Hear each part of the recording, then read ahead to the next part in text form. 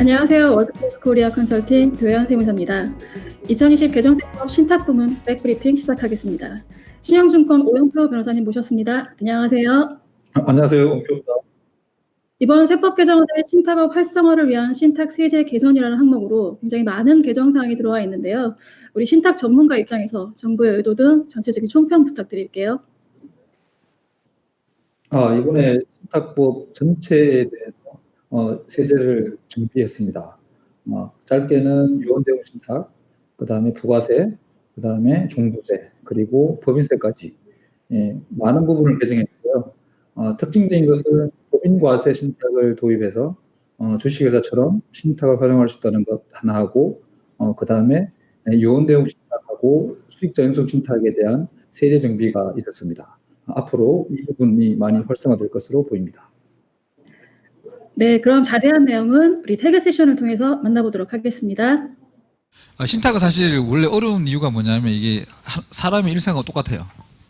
결국 이제 신탁이 설정이 됐다가 운용 보관하다가 원래 신탁 목적대로 처분하거나 담보 실행하거나 뭐 상속 집행해서 사후수익에 주거나 이럴 때 이제 이 전체적인 흐름이 있거든요. 이 흐름을 머릿속에 넣고 가셔야지 이게 퍼즐이 풀려요.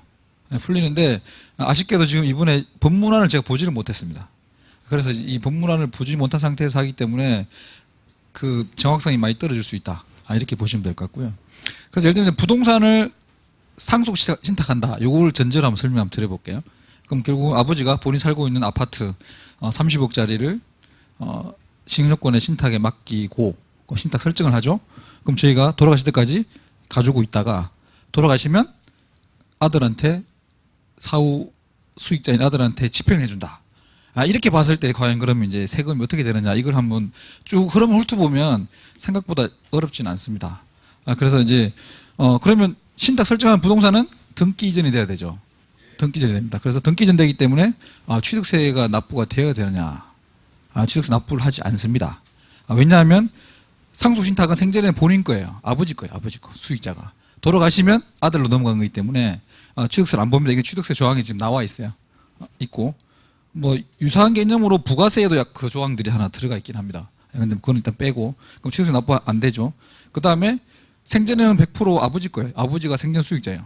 사후 수익자만 아들 거지. 그러면 정려가 된 거냐? 안 되죠. 안 되는데 세법하시는 분들이 생전 수익권 취득형 유언대용 신탁에 정려가 된다고 이렇게 이상하게 논의를 해놔가지고 이번 개정안에 보면 그 내용이 나와 있어요. 근데 그건 완전 잘못된 얘기고 일단 정려세 부과 안 됨.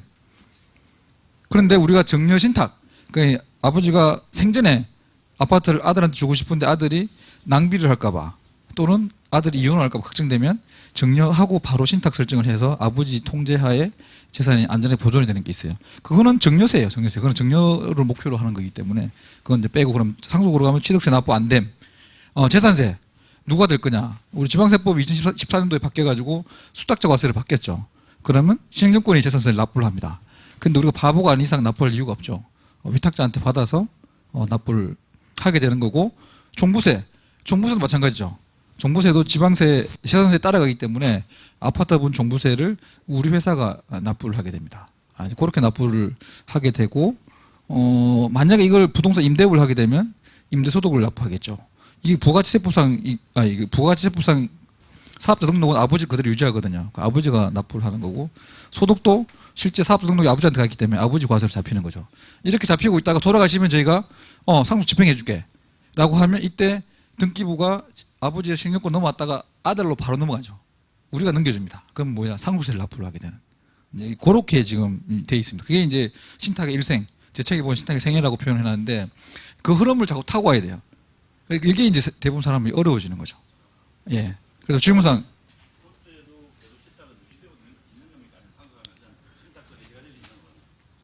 좋은 말씀입니다. 두 가지가 있어요. 계속 관령이 있고 적시 배분형이 있어요. 적시 배분하라고 그러면 소유권이 완전하게 아들로 넘어가면서 여기에서 상속세를 납부하고 취득세도 아들 납부하고 끝내는 거고 계속 관령은 우리 회사가 가지고 있어요. 왜 그러냐면 아들이 망난이에요. 그러면 평생 신탁에서 나온 임대료 수익만 주고 이 아파트를 손자한테 주라 이렇게 설정할 수 있잖아요. 그죠? 그러면 등기부는 변화가 없지만 취득세와 상속세를 다 아들 명의로 납부를 하고 끝냅니다. 예, 그렇게 돼 있죠. 예. 요게 이제 신탁의 일생인데 특이하게 여기 이제 종부세 신탁이 최근에 많이 된 지금은 아쉽게도 안 되는데요. 이 종부세 신탁은 소유권 이전 방식이기 때문에 두 채 가지고 계신 분이 한 채는 본인 가지고 있고 한 채를 신탁에 맡기면 각각 한 채씩 보유하고 있는 것으로 인식하기 때문에 절세 구간이 나옵니다. 보통 강남에 있는 아파트 두 채 같으면 한 2,500 정도 절세가 되더라고요. 근데 이번에 막아버렸죠. 이번에 다시 위탁자 과세로 다시 합산해서 맡겠다. 이렇게 해서 나오게 된 그런 구조이죠. 이렇게 지금 돼 있어서 결국은 지금 이제 원래 목적이 상속이냐 아니 원래 목적이 증여냐 원래 목적이 후견이냐에 따라서 목적이 달성되기 전까지는 그냥 원래 위탁자 거니까 그럼 이거는 원래 위탁자 거. 증여 신탁은 위탁자가 아들로 바뀌죠. 그럼 그때 증여세를 납부하는 거예요. 그때 증여의 목적은 달성된 거니까. 후견 신탁은 본인이 안고 있다가 돌아가시면 상속 집행하니까 상속세 납부로 나가는 그런 구조예요. 이렇게 해서 이제 신탁은 좀 어려운 게 이걸 쭉 따라가서 가봐야 되는 그런 구조이고요. 그다음 양도세가 특이하게 이번에 언급이 됐는데 사실 이번에 언급이 된 거는 원래 그런 거를 명확하게 했습니다. 명확하게. 여기도 양도세가 있는데요. 신탁이라는 건 사실 이제 수익자를 따라가죠. 수익자를. 그럼 아버지가 신정권에 아파트를 맡기고 수익자를 아들로 지정했다. 요게 끝나는 게 아닙니다. 수익권이 아들한테 언제 넘어가느냐. 요게 중요한 거거든요. 상속으로 넘어가니까 사후수익자가 상속세 납부하는 거죠. 근데 생전에 취소 불능으로 해놓고 아들을 수익자로 넘겨놨어. 그럼 아버지가 해지 변경 다 못하잖아요. 그런 계약 같은 경우에는 신탁 설정 시점에 아들한테 양도된 거로 보겠다. 왜냐하면 이 아파트에 대한 실질적인 지배권이 아들한테 있는 거죠. 그래서 이번에 양도세라는 얘기가 거기에 들어가 있는 거죠. 그리고 이 양도세가 신탁 설정과 연계된 경우에는 타익 신탁, 수익자를 남으로 지정해야 돼요. 예를 들면 아버지가 신용권을 맡기고 이거 부동산 임대 시설 관리해 주세요. 대신에 수익자는 나예요. 이렇게 하면 이게 게재될 사항이 아니죠. 네. 그래서 그게 이제 이렇게 정리하시면 아주 명확하게 정리가 될 겁니다.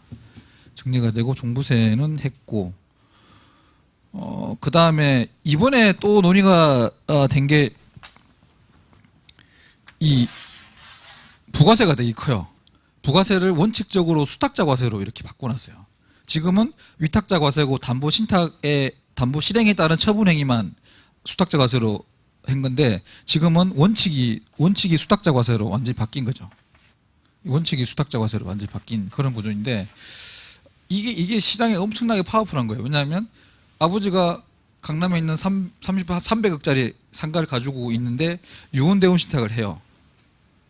그러면 지금 현재로는 아버지 사업 등록도 그대로 유지가 된 상태에서 위탁자 겸 생전 수익자인 아버지가 사업자 등록을 유지하고 사업 소득도 아버지 명의로 잡히는 거예요.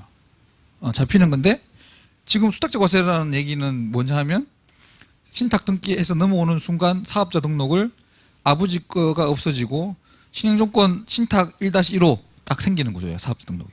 그리고 사업자의 사업 소득도 신행조건 수탁자로 완전히 바뀌는 그런 거죠. 엄청나게 큰 변화예요. 그래서 이걸 보고 부동산 신탁부터 저희가 난리를 시킨 거지. 이게 절대 안 된다. 시장을 완전히 없앨 수 있다. 그래서 여기 잘 찾아보시면 나오는 게 부가세는 수탁자 과세를 받겠지만 위탁자가 실질적으로 지배하는 신탁인 경우에는 여전히 위탁자 과세. 그럼 실제 지배하는 게 뭐냐? 부동산의 임대차 계약의 임대인을 신청권 하게 되면 수탁자 과세로 가야 되는데 위탁자 본인으로 하게 되면 위탁자 과세 그대로 유지가 되면 지금하고 똑같이 됩니다. 그래서 우리가 이제 실무에서는 얼종 부동산 관리 신탁, 그다음에 갑종 중에 임대인이 위탁자가 되는 계약은 전부 다 현장과 동일하다. 여기 엄청나게 싸워서 따낸 내용인데 이제 그런 부분이 있고 또 마지막 하나 더 설명드리면 우리가 이제 실제적으로 대기업 오너들이 자녀분들 재산을 어떻게든 만들어 주려고 많이 신탁을 활용하려고 오는데 안 되는 이유가 바로 거기에 있는 거거든요. 위탁자의 사업자가 노출된 구조이기 때문에. 근데 향후에 우리가 선택에 따라서는 그럼 우리가 차라리 수탁자 과세로 바꿀게요. 임대차 계약도 수탁자인 신용권이 임대인이 되는 그런 계약을 체결하면 거의 완전하게 숨긴 상태에서 대기업 오너들의 자산들을 형성시킬 수 있는 방법론이 생깁니다. 이제 그건 하나의 장점인 거죠. 예, 질문.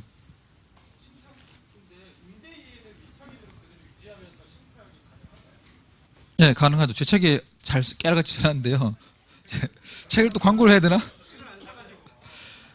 그래서 이제 그래서 원래 뭐냐면 가장 중요한 거는 수익자가 누구냐를 찾아가 봐야 되는 거지. 신탁은 신용권을 맡긴 게 목적이 아니라 맡겨놓고 경제적인 권리를 전부 다 위탁자가 가지고 있잖아요. 이 유언대용 신탁 같은 경우에는. 그렇기 때문에 그냥 소유권이 넘어왔다 해서 바로 사업자가 바뀌는 것이 아니라 결국은 실질관계를 보겠다는 입장인 거고, 그렇게 저희가 등기까지 하고 실제적으로 세금도 납부하고 해서 그거는 전혀 문제가 없는 상황. 하다 보니까 다 설명된 것 같은데 법인과세 빼고 혹시 지금까지 질문?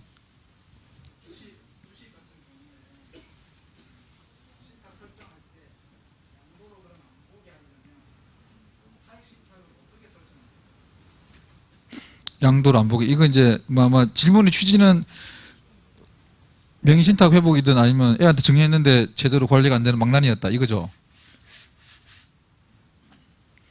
이제 우리가 이게 이제 사실은 저는 명확하다고 보는데 아직까지 해석은 뭐 조문이 나와봐야 하니까 해석의 여지가 좀 있는데, 우리가 이제 주식을 분해해 보면 결국 이제 의결권하고 경제적 권리인 배당 청구권, 이제 이 두 가지가 있게 되는 거죠. 그래서 우리가 정려 신탁할 때도 주식을 예를 들면 이제 오너가 주식을 안 줄 수는 없어. 왜냐 유류분실 때문에 25%를 줘요.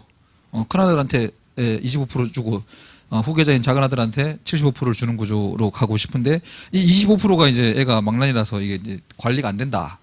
그런 상황이면 25%를 정려를 하고 신탁 설정을 하고 신탁 계약서를 열어보게 되면 이거에 대한 처분 권한,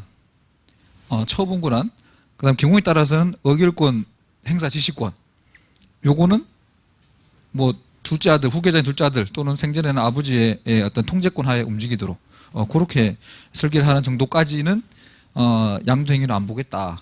요건데 이번에 특이하게 들어간 게 이제 해제권을 뭐 제한하겠다. 뭐 나온 그거는 하나의 예시죠. 그게 여러 개의 항목들이 조합이 돼서 실질적으로 위탁자의 손을 완전히 떠난 상태에서 뭔가 관계가 형성되게 되면 그런 거 있을 수 있다. 근데 요건 이제 한번 대표적으로 말씀을 드리면 이제 아버지가 아들한테 정리를 이미 했어요.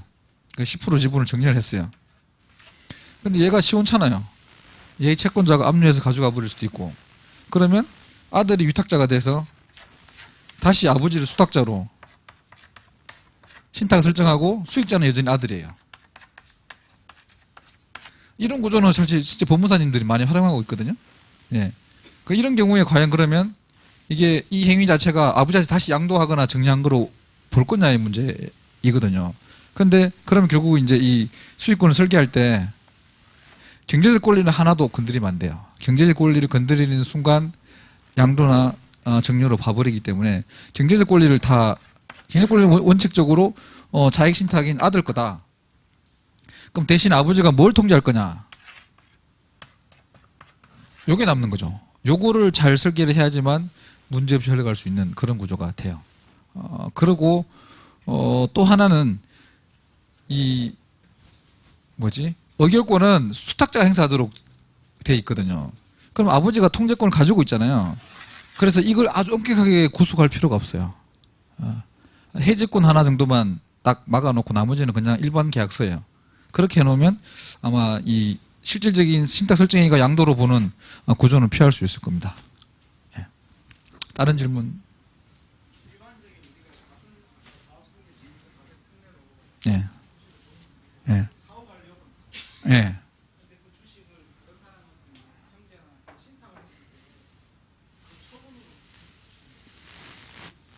이제 그게 이제 사실 제 책에도 좀 제도 개선해야 된다라고 나오는 부분인데, 그 생전 유지 요건은 소유권 이전 때문에 막아버리고 사후 유지 요건은 또 그것도 소유권 이전으로 막아버리기 때문에 이 두 개가 다 이거는 사실 제도 개선을 좀 돼야 되는 부분이에요. 생전은 어떻게든 풀 수 있을 것 같아요. 왜냐 생전에 본인이 수익자니까, 회장님이 맡기고 회장님이 수익자니까 문제가 없을 것 같은데, 이 사후 소유권 영역에서는, 사후 유지 요건 영역에서는 이게 제도 개선이 되지 않으면 작동 안 됩니다. 그래서 저희가 지금 그 유류분 이슈 때문에 재산 보호와 가압승계 지원 신탁을 만든 거는 사실 가압상속 공제 대상이 아닌 것들만 찾아서 지금 하고 있어요.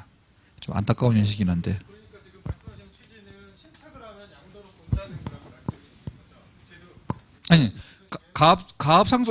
가압상속 공제에서 사전 요건과 사후 요건을 따질 때는 소유권 이전을 엄격하게 볼 거기 때문에 이거는 사실 이제 신탁이 되면 뭔가 처분 유사한 행위가 일어난 것으로 일단 볼 것 같아서 걱정이 돼서 못하는 거고, 요 개념은 다르죠. 요 양도는 완전히 다른 개념이에요. 예, 완전히 측면이 다릅니다.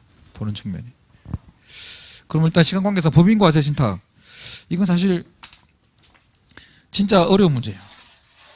이게 아주 쉽게 얘기하면 미국은 이 신탁, 특히 사업 신탁을 법인 과세로 인식을 하고 있고, 일본도 그렇게 하고 있어요. 그 사업 신탁이라는 것 자체는 사실 신탁 재산의 영업이에요, 영업. 예를 들면 삼성전자가 스마트폰 사업부가 장사가 잘 되니까 이거를 사업 신탁을 설정을 해요. 그것도 자기 신탁 방식으로 설정을 하고, 이게 수익증권이 발행되잖아요. 그럼 한 100조 발행해가지고 제3자한테 팔면 주식을 발행한 거 똑같은 구조로 흘러 들어오죠. 돈은 삼성전자 고유 영역으로 들어오는 거죠. 그러니까 얘가 다른 사업을 할 수 있는 건데, 10년 만에 다른 사업에 돈을 많이 벌었어요. 갖고 싶어. 그럼 수익분 언제든지 갚아버리고 다시 이 핸드폰 사업 부분을 자기 안으로 끌어들일 수가 있죠. 근데 만약에 이거를 법인으로 하게 되면 물적 분할 하든 인적 분할을 하든지 쪼개내서 갔다가 오는데 비용이 너무 많이 들잖아요. 근데 사업 신탁을 활용하면 되게 심플하게 구조가 되는 거죠. 그리고 기존의 회사의 그 오퍼레이션 인력들을 다 활용할 수 있기 때문에 약간의 자산 유동화 수단으로도 많이 쓰고 있고, 투자 비클도 쓰고 있고, 싱가포르 같은 경우에는 예를 들면 지금 선박으로 돈을 벌고 있다는 사업을 하는 사람들 입장에서는 사업 신탁을 만들어 가지고 수익증권 발행에 들어온 돈 가지고 선박을 인수하고 이거를 용선을 해가지고 수익 나눈 가지고 배분을 해줘요. 근데 사업 신탁은 계속 기업으로 안 볼 수도 있거든요. 근데 우리가 상법상 계속 기업으로 보기 때문에 유보금이나 이런 것들 제도적으로 막 법정 준비금 막 쌓아가잖아요. 근데 사업 신탁 그게 필요가 없어요. 그리고 배당 가능 이익 이런 개념이 없죠. 현금으로 무료 되기 때문에 결국 실질적으로는 한 1, 2% 정도 추가 수익도 배당을 분배를 할 수 있죠. 그런 구조로 활용하기도 하고, 제가 보는 입장에서는 이제 향후에 패밀리 오피스 구조를 도구를 이제 사업 신탁으로 쓰면 가장 적합할 거다. 미국이나 유럽 선진국 가보면 회사 형태로 자산을 다 모아가지고 통일적으로 패밀리 오피스가 이 관리를 하거든요. 근데 우리는 국내에 그런 툴이 없었는데 지금 사업 신탁 활용하면 충분히 또 가능할 수도 있죠. 법인 과세를 왜 해주겠습니까? 법인하고 똑같이 구조가 짜져 있기 때문에 법인 과세 신탁을 하는 거예요.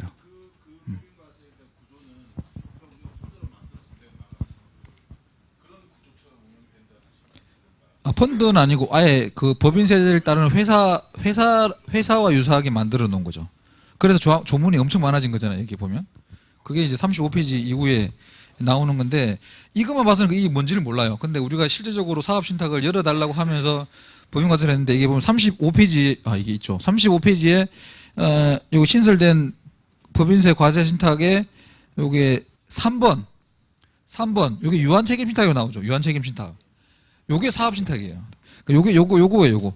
유한 책임. 나머지는 근데 유한 책임 신탁이 되려고 사업을 하려면 이제 수익증권을 발행해서 자금을 조달해야죠. 그래서 수익증권 발행 신탁과 유한 책임 신탁을 결합을 시킵니다. 그리고 이 신탁은 신탁 사채를 발행할 수 있어요. 그러면 수익증권은 주식회사의 주권에 대비되는 거고, 사채는 회사채, 신탁 사채는 회사채에 대비되는 그런 개념이죠. 그래서 회사를 만들 필요가 없습니다. 이 두 개를 결합시키면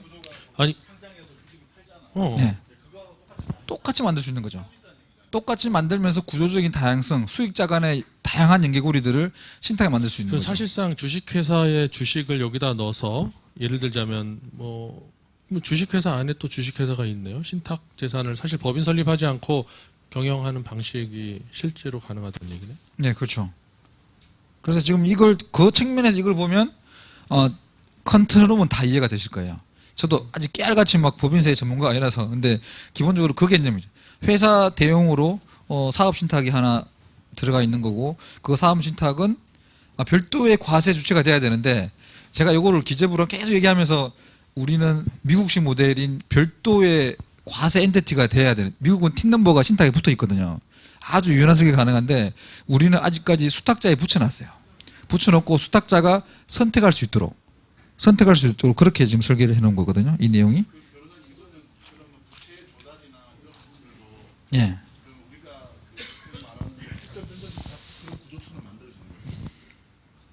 특정 금전 신탁 같은 구조라. 예. 만들 수 있죠. 예, 자산을 넣고 수익증권을 발행할 수도 있고, 금전을 넣고 수익증권을 발행하고 그 금전으로 특정 대상이나 사업 주체를 살 수 있는 거죠. 사업 단위, 사업 부문을. 살 수 있는 거죠. 그래서 이거는 사실 이 활용할 수 있는 영역이 무궁무진하게 많습니다. 그래서 이게 법조문이 나오면 다시 한번 또 그걸 다시 또 리뷰를 해서 그 다시 저기 한번 법인세 과세 관련된 거 이 부분은 좀 조금 더 심층으로 예, 한번 이건 더 따로 한번 해보시죠. 그렇게 좋을 것 같아요. 따로 한번 해야 될 것 같고요. 47페이지에 보시면 여기 이제 유언대용 신탁 얘기가 좀 나오는데요.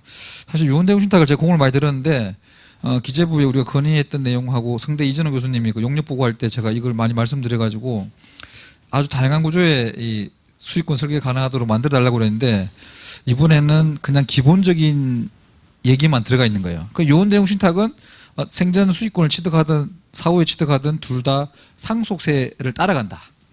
이렇게 보는 건데 우리는 그렇게 해왔는데 학자들이 그걸 잘 이해를 못 해가지고 그걸 못했던 걸 그냥 명확하게 했다. 유언대용 신탁은 이렇게 보시면 되고 수익자 연속 신탁은 사실 제가 원래 설계했던 개념은 예를 들면 이런 거죠. 1,000억짜리 신탁 재산이 있어요. 아들 세대에 너가 100억만 쓰라. 나머지는 신탁이 안고 있고 그 다음에 손자 세대에 또 100억 쓰고 안고 있으라. 이러면 사실 가문의 자산 관리가 툴이 되거든요. 그러니까 지금 안 되는 이유는 과세가 불명확하니까 한 세대에 1,000억 중에 100억만 써도 1,000억에 대한 세금 왕창 물어서 500억으로 줄어들지 다음 세대에 또 250억 줄어들잖아요. 그래서 이거를 이제 현가화를 시켜라 차라리. 안 되겠다는 건 아니다. 그럼 세대가 한 30년 보면 사실 현가화 시켜버리면 실제 1세대 세금 내는 걸 많이 줄일 수 있거든요. 그 이제 이걸 해달라고 저희가 주장을 했는데 아직 기재부가 이게 마인드가 안 열려 있어서 일단 저것까지는 못 나아간 것으로 추정이 되는데 일단 그게 좀 아쉬운 점입니다. 그래서 요거는 이것도 법문안을 좀 봐야 되는데 지금 현재 이 내용만 봐주고 가서 어느 정도까지 수용했는지가 명확치는 않아요. 근데 Q&A나 질의응답 보게 되면 특별하게 도입 이렇게 개선안이 나온 건 아닌 것으로 일단 보이는데 하여튼 그 약간의 여지가 있어서 실제 수익자 연속 신탁도 나중에 한번 기회가 되면 법인 과세 신탁하고 수익자 연속 신탁이 이제 법문안이 나오면 한 번 더 시간을 좀 가져봐야 되는 그런 구조이고 저는 사실 요 48페이지가 되게 안타까워요. 이게 요거도 사실은 이게 뭐냐 우리는 이익적인 신탁을 하고 있거든요. 지금 초과 배당이 막혔잖아요. 저희는 초과 배당을 하시든지 아니면 이익적인 신탁으로 해서 저는 처음에 초과 배당이 막혔길래 야 이게 대박이다 앞으로 이익적인 신탁으로 다 들어오겠다고 생각했는데 이익적인 신탁도 막았어요. 요 내용이 막았는데 요 내용으로 봐서는 이익적인 신탁이 이익적인 신탁 뭔지 아시죠? 예를 들면 아버지가 이 회사의 비상장 기업의 70% 지분을 가지고 있는데 아들한테 물려주는 초기 시드머니로 지금은 1% 증여하고 그 초과 배당을 막 때렸잖아요. 정리할 필요가 없어요. 배당 청구권만 떼가지고 아들한테 줄 수 있는 거지. 배당 청구. 아주 어린 애들한테 뭔가 가압승계 시드머니 만들어줄 때 지분을 주는 건 좀 물음표가니까 그럼 결국 이제 이익 청구만 떼서 주는 거죠. 그러면 소득세가 아버지 소득세는 최고 구간인데 아들은 아직까지 고등학생이에요. 그럼 15.4만 내고도 되기 때문에 소득세 구간 차이로 절세하는 상품인데 여기는 안 나와 있는데 실제 요 앞부분에 해설 쭉 가보면 뭐 그런 식으로 하는 걸 막겠다. 뭐 이렇게 나와 있어서 좀 되게 안타깝게 되는데 요것도 계약을 어떻게 그게 결국은 요게 뭐냐면 이걸 좀 정리를 하면 이제 우리 구조가 아버지가 있고 아들이 있는데 신탁을 해가지고 과세 관청이 본 거는 우리는 어떻게 했냐면 주식이 신탁이 안고 있잖아요. 이 중에 배당 청구권만 떼가지고 아들한테 주는 거예요. 의결권 등 기타 권리는 다 가지고 있어요. 그러면 소득의 귀속은 이건 아들 거다. 소득은 아들 거. 대신에 무상으로 이전되는 측면이 있기 때문에 요 금액만큼을 아버지가 아들로 정리하는 걸로 본 거죠. 정리한 거로 보는 거죠. 이렇게 해서 이게 사실 미국이나 일본에서 쓰고 있는 건데 과세 관청이 보기에는 야 뭔 소리냐. 아버지가 아버지가 본인이 배당받아 가지고 소득세를 납부하고 그다음에 다시 그 소득세 납부 이후의 금액을 아들한테 정리하는 거. 이거랑 비교해 본 거예요. 이게 두 개 합한 금액보다는 이게 훨씬 적거든요. 직접 들었기 때문에 증세를 내더라도. 그래서 이거와 이게 맞는 거고 이게 틀린 거다 이렇게 이제 나온 거죠. 사실 신탁 구조를 이해를 못한 무지몽매한 결론인데, 근데 뭐 이게 제가 기재부에 해보니까 이 1원이라도 줄어들면 안 되겠다 이런 생각을 가지고 있는 거예요. 근데 신탁 활성화시켜서 나중에 세수를 확보하면 훨씬 좋은 거거든요. 근데 아직은 그 상황이 그래서 요거는 그렇게 이해된 겁니다. 그래서 요렇게 되는 게 부의 무상 이전을 세금 없이 하는 거다. 이걸 잡겠다는 건데 이 의미를 또 이렇게 또 해석을 해놨어요. 그래서 이게 좀 약간 이해가 잘 안 되는 구조죠. 근데 요것만 보면 신탁 해지권, 수익자 변경권이 전부 다 위탁자한테 부여시켜놓으면 되거든요. 배당 청구권만 떼면 되니까 그래서 가능할 수 있을 것 같긴 한데 취지를 보게 되면 또 그게 아니더라고요. 그래서 이제 요것도 좀 살펴봐야 됩니다. 아니야, 이거는 최초 지급이랑 그냥 예를 들어서 둔 거고 우리는 그냥 매년 보고 자기가 금융소득이 종합과세 대상이 되면 그럼 요거 배당 청구만 떼가지고 이번에는 아들 주자, 이번엔 배우자 주자, 이번엔 손자 주자 이런 식으로 해마다 선택합니다. 연말 배당 기준일 되기 직전에 하고 3월달에 배당금 지급하는데 패스루로 들어오자마자 회사가 주자마자 우리는 바로 이렇게 꽂아서 바로 주는 거죠. 그런 식으로 저희가 지금 해서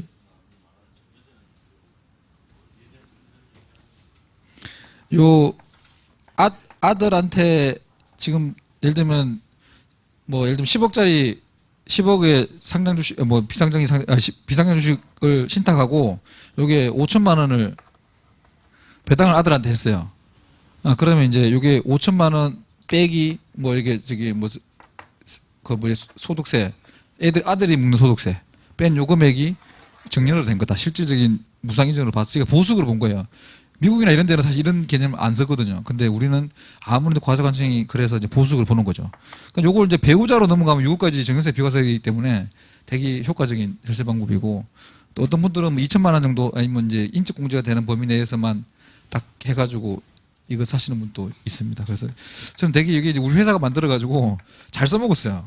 이게 신탁의 원본 이익 분리 기능을 아주 쉽게 해결할 수 있잖아요. 그래서 요거는 한 500~600건 했었는데 갑자기 막혀가지고 지금 절판 마케팅을 확 버리고 그냥 장렬히 전사해야 되는 상황으로 보입니다.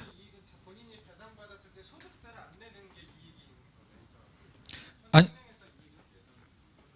아니 그냥 아들은 아무것도 안 가지고 있는데 갑자기 돈을 받았잖아요. 배당 소득에서 세금 뺀 거 그거를 이제 정렬로 저희는 보는 거죠. 예. 현재 상황에서 자기가 본인이 배당받아서 주는 거에 비교해 봤을 때 이익은 처음에 본인이 배당받을 때 소득세를 안 내는 이익을 의미하는 거죠. 그렇죠. 아버지가 42%가 아니고 아들은 세금 없으면 15.4잖아요. 그럼 44.4인가? 쯤인가? 하여튼 요 차이. 사고 오죠 이제. 이제부터 사고 오지. 예. 그러니까 이제 이렇게 가면은 75% 뛰는 건데 이쪽으로 가면 한 50% 뛰니까 25%면 크죠. 예. 과세 충동 예. 충분하죠. 예. 양도세는 아까 설명했던 내용입니다. 이게 지금 49페이지에 있는 내용인데요. 신탁 설정 시에는 양도가 아니다. 그게 이제 아까 전에 했던 원칙적인 모습인데 구조상으로 실제적으로 위탁자 손을 완전히 벗어난 신탁 구조라고 하면 설정 시에 타인인 수익자, 타익 수익자한테 양도를 보겠다. 그 개념이죠. 그래서 이게 이제 그러면 지배를 벗어난 게 뭐냐? 그러면 해지권도 없고 수익자 변경권도 없애고 그다음에 재산의 귀속도 주는 거예요. 아까 전에 제가 이게 그 아들한테 정리했는데 문제 생긴 경우 그거하고 달라요. 그건 경제적 이익은 절대 부모가 다시 받아가면 안 되는 거예요. 이제 그런 구조라서 이제 잠깐만 이거는 다시 한번 양도세 이거는 재차 양도로 보지 않는다. 그 얘기 똑같은 얘기 아니에요? 아니요. 이거는 그냥 신탁 설정 행위 자체. 예. 그러니까 예를 들면 아버지가 10억 원의 주식을 신탁을 설정을 하고 아들을 수익자로 지정했는데 예. 아버지가 해지도 못하고 수익자를 아들에서 딸로 바꾸지도 못하고 그 다음에 여기 나오는 배당금도 아들 주고 그 다음에 나중에 만약에 M&A 하게 되면 그 현금성 들어온 그것도 아들 주고 이런 식으로 완전하게 모든 권한이 아들한테 넘어갔다. 그렇게 계약된 예외적인 구조일 경우에는 신탁 설정 행위 자체가 양도 행위로 보겠다는 거예요. 오케이. 예. 근데 대전제는 타익입니다. 타익. 그러니까 수익자가 무조건 제3자로 지정했을 때만 이 논리 가능한 거예요. 예. 자익은 이 논리가 적용이 안 됩니다. 완전하게. 그 양도과세, 종부세 안타깝게도 세금 다 동일하게 된 것 같고요. 예, 마찬가지겠죠. 예, 동일하게 된 것 같고, 요거는 종부세를 이제 시장에 사장시켰습니다. 안타까운 건데, 저는 여기까지만 하면 되는 거예요. 예, 거기까지. 감사합니다. 박수 한번 주세요. 오 변호사님께서 신탁의 전반적인 생애 흐름을 통해서 이 과세의 흐름과 개정사항 설명해 주셨는데요. 이번 세법 개정은 제목에서도 알 수 있다시피 정부가 신탁업을 활성화하겠다는 의도가 엿보입니다. 이 과정에서 우리 신탁업계와 세무사님들이 협업할 수 있는 컨설팅 모델 어떤 게 있을 수 있을까요? 가족 신탁의 영역에서 세무사님들이 할 일이 너무 많습니다. 신탁 설정 단계에서는 세금 분석을 하시고요. 신탁 설정하면서 증여세 신고, 그다음에 나중에 상속이 집행이 되면 상속 신고 대행을 하고요. 향후에 우리가 하려고 하는 것은 가족 신탁 전체에 대해서 세무사님들하고 신탁 회사 간의 콜라보 협업 관계를 만드는 것을 지금 고민하고 있습니다. 네, 오늘 신탁 전문 오 변호사님을 모시고 세법 개정안 내용 살펴봤는데요. 보다 구체적인 내용은 곧 방송될 세무사가 알아야 할 신탁 시리즈를 통해서 찾아뵙도록 하겠습니다. 세무사님들의 많은 관심 부탁드립니다. 저희 월드클래스 코리아는 세무사의 업을 돕는 국내 유일의 컨설팅 펌입니다. 또한 신영증권과 함께 우리 세무사님과 세무사님의 고객을 위한 신탁 융합 컨설팅 서비스를 제공할 계획입니다. 추가로 궁금하신 사항은 저희 항상 열려있는 카톡방으로 질문 부탁드리고요. 다음에 또 찾아뵙도록 하겠습니다. 감사합니다. 감사합니다.